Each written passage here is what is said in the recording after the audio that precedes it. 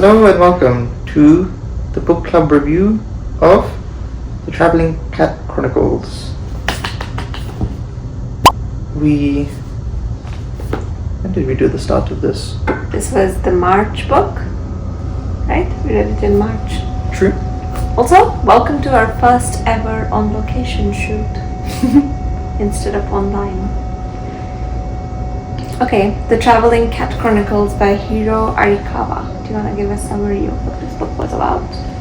The book is about a man who finds a stray cat, and the cat is very wild and it likes living outdoors and without any attachments. But then when the cat gets hurt and the man rescues him, the cat becomes attached to the man. And it's the story of how the two go on a road trip to try to find the cat a new home, but the cat doesn't want to leave because he likes the man too much. Yeah. So the reason that the man feels an attachment to the cat in the first place, even though he's a stray, is because he looks exactly like his childhood cat, who he had to give away after the death of his parents. So it starts with that connection, but it stays because he takes him in and then they both love each other. It's very nice. It was a very wholesome book, I thought. True. I liked the themes. It seems very Japanese. You can tell it was written by a Japanese author. Yeah. Also the obsession with cats. I think a lot of stuff is lost in translation though, but it was still nice and wholesome. Like they kept saying his tail was crooked like the number 7 or something. Number 8. Yeah. I don't know how that's possible for a cat. I don't know how that's possible because I don't know what the Japanese symbol for 8 is. That's why his childhood cat was called Hachi or something. For 8. Yeah. And Nana is for 7 because this guy has a mark on his head that's like a 7. Even though I think it's a girl cat name, he still names his boy cat. I think the most interesting part of this book is that most of it is written from the cat's perspective, which is why it's very like... I didn't realize all of it's written from the cat's perspective. Yeah. Because it's either the cat's perspective or the stories that the cat is listening to. So it's all the cat, I guess. Yeah. So the book is basically divided into a few short stories where like when Satoru, right? Mm-hmm. And the cat, they go on the road trip. They meet some of Satoru's old friends.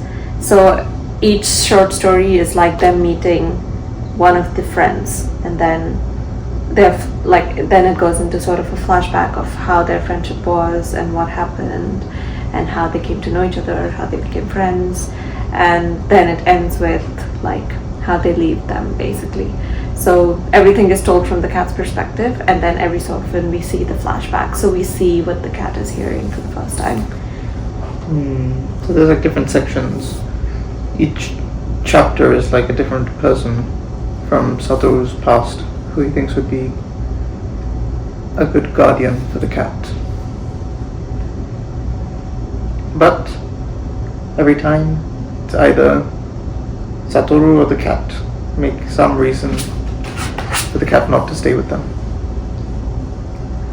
So I think the message of the book was that wherever these two go, they sort of like improve the lives of the people around them. So whoever they visit, they kind of offer them a slightly new perspective before they leave, and it just like makes them a little bit happier, and they leave everybody a little bit happier than they did. And that's what Satoru does until the end. Even after he dies, he leaves the aunt happier than she was, and she gets a cat in the end.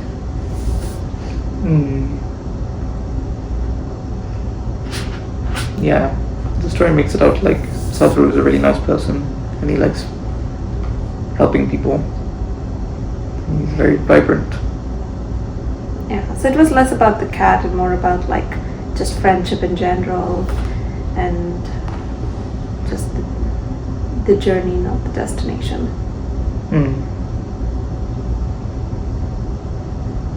It's kind of interesting. I feel like they kept, I don't know if it's a Japanese thing, but they kept hinting at how cats can see dead people or something. And at the end, he was looking at the field and talking to Satoru or something, right? Yeah. Maybe that's some Japanese folk tale or something. The cats tread the line between life and death or whatever. They have 9 lives, that's why. They know what happens. Yeah, so that ending was nice. Do you want to do some questions? Yeah, let's do it. So we found some book club questions, similar to the previous one, that we thought would give us like a more focused discussion. So the first one is, the Traveling Cat Chronicles exemplifies the idea that life isn't about the destination, it's about the journey. How do both Satoru and Nana show us that life is what we make of it? Yeah, so we discussed this already, right? I think it's like the little things that they care about. So we see throughout the book that there's like little things when they're driving and stuff. There's like, for example, Nana has like a favorite spot he likes to sit on, and he likes to sit on top of like an old-timey TV. And like, it's just the little things, or just enjoying each other's company that they both enjoy. And it's not like they do anything too crazy when they're on the road trip. They do like really simple things that we probably take for granted, and the way they enjoy it makes us feel like, oh, we don't appreciate the things around us enough. Yeah, and I think it was nice because it was, when it was told from the cat's perspective, the cat had never seen anything. It's like when it saw the ocean for the first time and stuff like that. It was all brand new, and the way the cat described it was how you would imagine looking at something for the first time ever. Yeah. And it was really nice. And it was like stuff like the ocean or fields of flowers or a rainbow that maybe you don't even stop to look at sometimes, but maybe if you're with the right friends, then it's nice. No matter where you go, it's nice. I can't even imagine what I would feel like if I saw the ocean for the first time, because I can't remember what I felt when I saw it. It's like that scene in Attack on Titan where they first see the ocean and they go crazy. And maybe it's like, it doesn't matter what the destination is, because like the cat was saying at the end that he's going to join him soon anyway, so it doesn't matter. Yeah. You should just enjoy your life. Yeah. Okay. Question number 2. Friendships come and go, as we all know. Yet friendships are everlasting in this book, despite the years that go by without any contact. Do you think this is true in real life? Aided by social media, how fast communication is now, by email, chat programs, and text messages. Have you reached out to someone you were close to many years ago but are no longer in touch with? Did this book make you want to reach out to someone? Maybe. I didn't act on it though. Yeah. I guess it is true that you can always contact someone whenever. Like a friend you had ages ago, even if you haven't spoken to them in ages. Most people, everyone wants to maintain connections. So I don't think it's ever a bad thing. Yeah. But I don't think you'd be meeting the same person that you knew. I guess. But I think what it made me think about is like, for example, Satoru, whoever he met, he was genuinely like, they were genuinely very good friends. And even though they hadn't spoken in years, they never like said, they never made excuses, or they never said, we don't want to take your cat. Or they never like showed in any way that they, basically the bond was still there, even though they hadn't spoken for many years. So what it did make me think about is the people I have in my life who I haven't spoken to for many years, but I still know that they're my friend.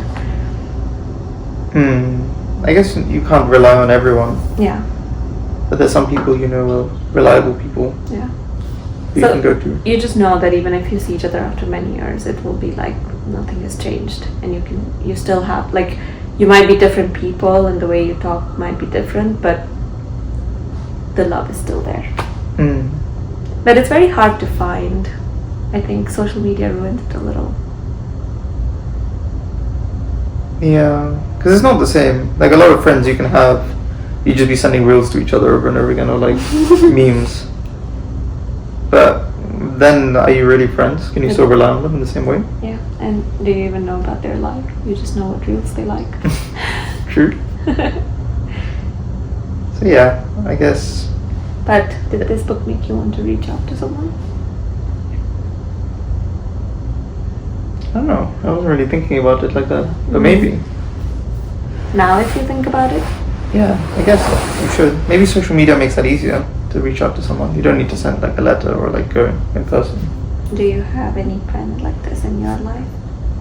That Satoru's friends were? Yeah, I mean, it's like childhood friends from school and stuff that you don't speak to that much anymore. You're all busy doing other things. That was nice about this as well. It's like all these friends weren't friends with each other. They were friends from different. But like different times in his life. Yeah. Yeah. Because he moved around a lot, and in a new place he picked up a couple of new friends. So it starts with this childhood friend, then in high school, and then in uni, I guess. So that's nice. It makes sense that's how life is. Friends do come and go like that, depending on where you are in life. Yeah. But that doesn't mean you can't go back to them later. Any of them. And they always talked about in the book like something special that the two friends had connected on, and what made their friendship so nice, and why it's still like why they're still friends to this day. So I think my favorite was when they talk about Kosuke and his childhood friend. Both of their thing was that they used to go swimming a lot together, but the friends that he made later in life never knew about it. So he was like, I wonder why. And then the aunt is just like, oh, that's because you weren't there with him. So he kind of didn't want to swim because you weren't there with him. And I just thought that was so sweet, because like it was more about the person than the activity itself. So like he preserved that part, and it was special. It was something that was special to just the two of them, and it's very nice. Yeah. Did you want to reach out to anyone now then? I don't know. I feel like the people that I want in my life are already in my life. So, no, I guess.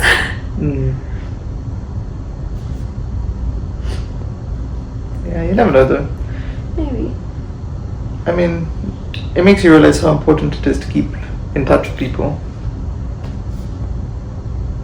Like, even this guy could get in touch with people even after so many years. That means it wasn't like radio silence through all those years, I assume. Yeah. Otherwise, you can't do stuff like this. Yeah. I think the people I do think about is the people I was friends with before we got social media. So, like, back when I was 7 or 8 years old, my best friend then, I have no idea what she's up to now. Because I didn't have her number, I didn't have anything, I just moved. And now, then, like, completely lost touch. Yeah. Which is nice in this, like, he wrote letters back and stuff to his friends. Well, I didn't do that. I wish I had. Both Nana and Satoru hold strong memories of enjoying nature together during their travels. Why was it important for Satoru to share these experiences with Nana? What did Nana learn from them? What do you think?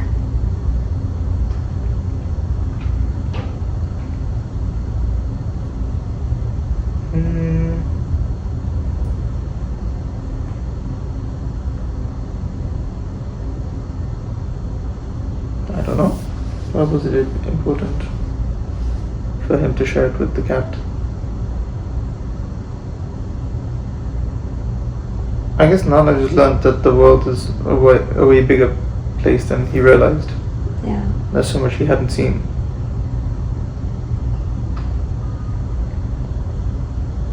But again, I think it was more just experiencing it together that was important, and not the actual stuff they saw. I think anything they saw would have been nice for the cat and him. I think so. I think maybe he wanted to share it because it was something that, like, either he wanted to do with his old cat that he never could, or he wanted somebody special with him when he did those things for the first time. So that it wasn't something he wanted to enjoy, like, or experience on his own, but rather share it with somebody he really loves. Well, like Nana was a replacement, not a replacement. Well, it reminded him of his old cat. Then he wanted to do stuff with his old cat. Well, maybe that, but also maybe that he wanted to experience all of these things, but he didn't want to experience them alone. And he maybe wanted to create more memories with Nana so that after he's gone, he still remembers them. Hmm.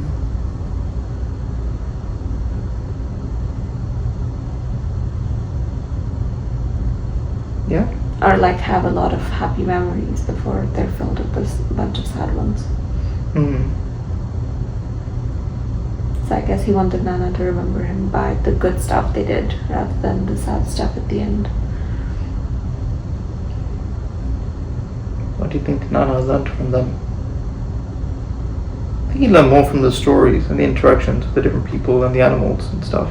Yeah, he learned more about who Satoru was in the first place.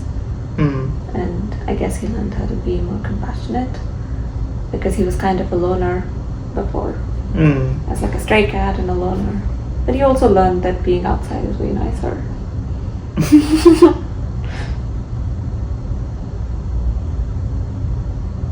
Yeah, maybe he learned that even though he loved being a stray cat, it's nice to have some connection sometimes. Otherwise, he wouldn't have enjoyed all this stuff.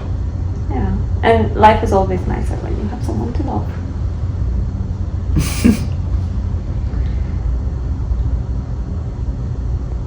I liked it. What would you rate the book? I'll give it.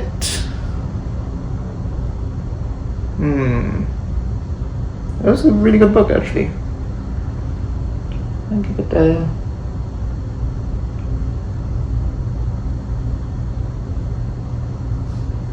Mm, 9.5 out of 10. Why do you always take some out? I don't know. Why a 9.5? Maybe if I was Japanese and I understood all of the different things, then it would be a 10. But sometimes it just felt like they're just describing benign stuff, which I know has some meaning that I didn't understand. And even the fact that they chose cats, do you think you would have enjoyed it more if it was like a dog? No, because the cat had its own personality, which was very cat-like. Yeah. So I think it worked. Yeah. I like the ending a lot and the messages in each of the little stories. I think it was a fun read. Yeah. What about you? What would you rate it? A 9. Why? I enjoyed it very much, but I just feel like some of the emotion was lost in translation. So if I read the original, it's like reading the subtitles. So it's just not the same. But if I read the original, I'm sure it would be a lot nicer. But not because I didn't understand some of the metaphors and stuff, which I probably didn't. But still. It didn't stir as many emotions in me as I thought it would. Except the end. The end was bad. Nice. That gives it an average of 9.25. 9.25. Out of Still, highly recommend. True, we started off strong. Yeah. 2 great books.